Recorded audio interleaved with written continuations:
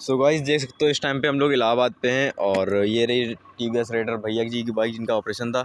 और इधर भैया जी हमारे नज़ारे ले रहे हैं आगे दूर दूर तक के। और बगल में एक ये रही नदी जो इस टाइम इसका खुदाई काम अभी चल ही रहा है। और ये रहा आपका सबसे अच्छा दोस्त पीयूष मौर्य मैं। एंड अभी आज यहीं पर हम लोग मौज कर रहे हैं।